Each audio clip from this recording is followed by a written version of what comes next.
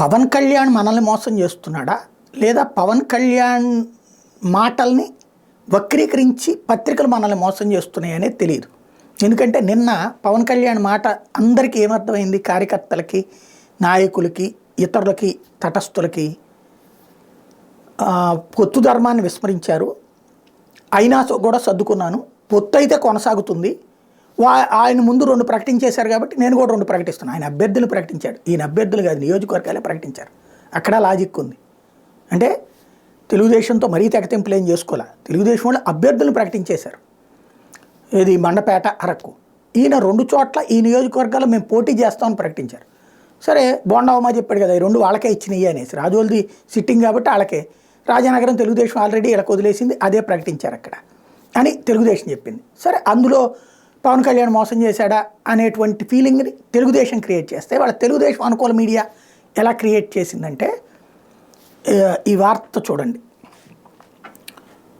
2024లో జగన్ ప్రభుత్వం కనిపించకూడదు, ఈ పొత్తు శాసనసభ ఎన్నికలకే పరిమితం కావడం లేదు, పంచాయతీల నుంచి కార్పొరేషన్ ఎన్నికల వరకు తెలుగుదేశం పార్టీతో పొత్తు కొనసాగుతుంది, ఆ ఎన్నికలలో 3వ వంతు సీట్లు మనం తీసుకోబోతున్నాం, ఆ ఎన్నికలలో 3వ వంతు సీట్లు, అలా అయితేనే ఓట్ల బదలాయింపు ఉంటుంది, ఇప్పటికే ఈ విషయంపై మేము మాట్లాడుకున్నాం, ఆ ఎన్నికలలో అంటే మున్సిపాలిటీలు, కార్పొరేషన్ల ఎన్నికలలో వంతాడు తప్పించి ఇప్పుడు కాదు. అందరు నిన్న ఏమనుకుంది, 3వ వంతు అడుగుతున్నామంటే అసెంబ్లీ ఎన్నికలకి 3వ వంతు అని, అంటే 58 నుంచి 60 సీట్లని కాదు, మున్సిపాలిటీలు, కార్పొరేషన్లకి మాత్రమే అన్నటువంటిది ఈనాడు, ఆంధ్రజ్యోతితో పాటు వైసీపీ పత్రిక సాక్షి కూడా అదే కథనాన్ని ప్రొజెక్ట్ చేసింది.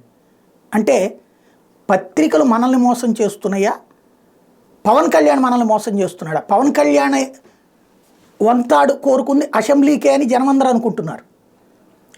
లేదు అది కార్పొరేషన్, మున్సిపల్ ఎన్నికలకే ఇప్పుడు కాదు అంటే కనుక సొంత అభిమానుల్ని, సొంత కార్యకర్తల్ని మోసం చేసినట్టు.